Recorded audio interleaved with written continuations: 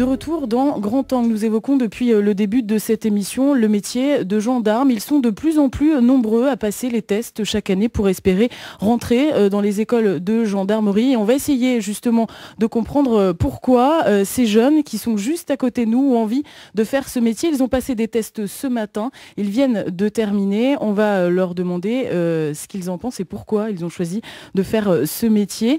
Bonjour, on va les retrouver Alexandre. Alexandre, bonjour. Alors, est-ce que vous pouvez nous expliquer un peu pourquoi vous avez choisi de faire ce métier aujourd'hui, de passer ces tests ce matin?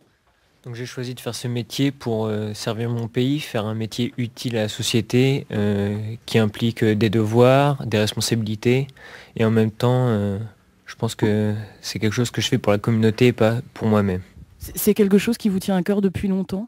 Oui, depuis déjà mon enfance, depuis environ 10-12 ans, j'ai voulu faire ce métier. Voilà. Merci beaucoup Alexandre, on vous souhaite bonne chance. On va peut-être aller rencontrer un autre de ces candidats.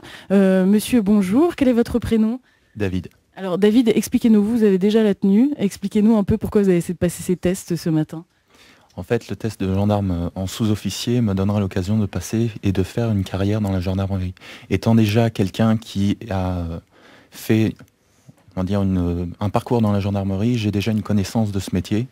Et en fait, gendarme adjoint est un plus au niveau de la connaissance du métier, ce qui me pousse encore plus à vouloir le faire. Il y a un domaine de prédilection dans lequel vous aimeriez bien vous épanouir aujourd'hui? Si possible, la gendarmerie mobile.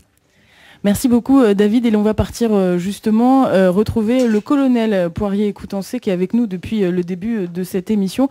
Colonel, j'imagine que d'entendre ce qu'ils viennent de dire, c'est important pour vous. Le recrutement est important aujourd'hui pour la gendarmerie. Est-ce que vous allez pouvoir répondre à leurs demandes? Je pense que la gendarmerie peut parfaitement répondre à leurs demandes. Vous avez vu au travers de ces deux interviews des motivations variées. Je pense que c'est une des grandes forces et intérêts de notre maison, c'est sa variété au travers des missions qui nous sont confiées, au travers des divers parcours de carrière qui peuvent être offerts aux jeunes gens et jeunes filles qui rentrent chez nous. Et je crois que tout le monde peut parfaitement se réaliser dans notre maison avec ses exigences, mais aussi toutes ses richesses. Merci beaucoup, colonel. On va justement partir retrouver ces élèves stagiaires. On va comprendre comment ils travaillent, comment ils apprennent aujourd'hui à devenir gendarmes. Voyez ce reportage signé de nos confrères de France 3 Nantes. Première prise de contact avec le métier de gendarme. Ce matin, 116 stagiaires venus de toute la France ont rencontré le commandant de l'école de gendarmerie du Mans. Pendant 10 mois, les élèves de la première compagnie, la 90e promotion dans l'histoire de l'école, vont suivre une formation intensive. Dès le mois de juin, 3 autres compagnies viendront grossir les rangs de l'école Pexan.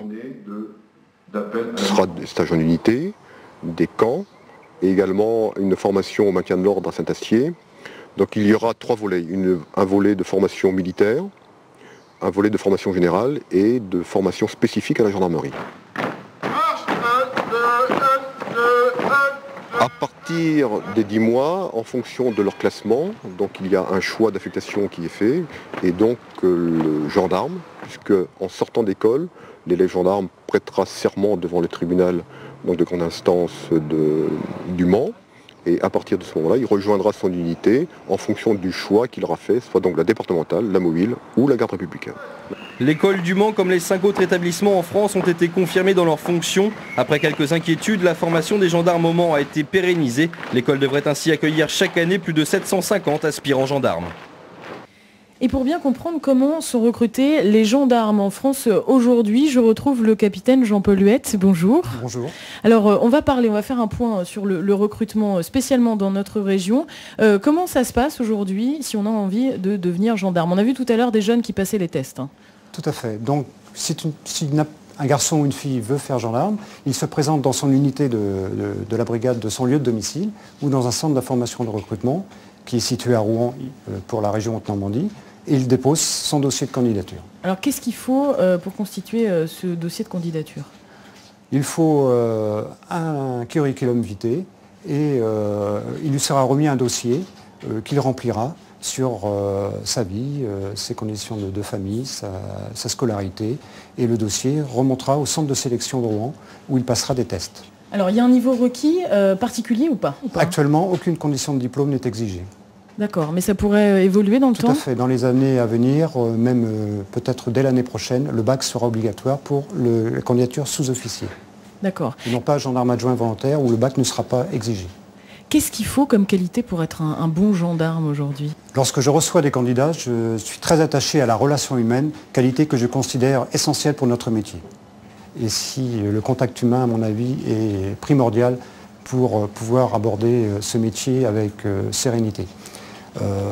Autrement, la curiosité, la fameuse curiosité du gendarme, et puis l'abnégation, la motivation sont à mon avis nécessaires. Il faut une bonne condition physique aussi, j'imagine. Il faut un minimum de conditions physiques, notamment pour passer les tests, puisqu'on leur impose de passer des tests physiques, une épreuve physique le lendemain des épreuves d'aptitude générale. Donc en effet, il est conseillé aux candidats d'avoir un minimum d'aptitude physique. Alors qu'est-ce qu'il y a dans ces tests ?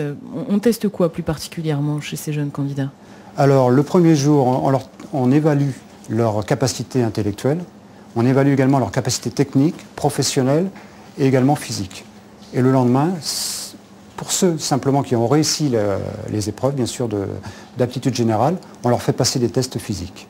D'accord. Alors comment ça se passe une fois qu'on est accepté par bonheur ? Lorsque l'on est accepté, après une visite médicale d'aptitude et une enquête de moralité, l'intéressé à qui on a accepté son dossier va être envoyé vers une école de sous-officiers, de formation de sous-officiers. On en a quelques-unes en France, un peu dans tout l'Hexagone. On a Châtellerault, Montluçon, Chaumont, Châteaulin, Le Mans, Libourne. Et là-bas, il va subir une formation de 12 mois. Alors il faut partir, il n'y en a pas en Haute-Normandie. Il n'y en a pas en Haute-Normandie, non, au désespoir de certains candidats. Et alors 12 mois dans cette école et après, qu'est-ce qui se passe ? On est affecté tout de suite ? Alors 12 mois dans cette école avec bien sûr un classement et un amphithéâtre à la fin de ces 12 mois de scolarité. Et chacun choisit l'affectation qu'il désire ou qui lui est imposée par son classement.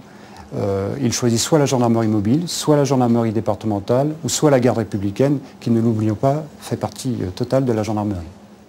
C'est la fin de cette émission. Merci à tous les gendarmes qui nous ont accueillis aujourd'hui. Grand Angle revient demain. Tout de suite, c'est votre météo suivi du journal. Très belle soirée à vous sur France 3.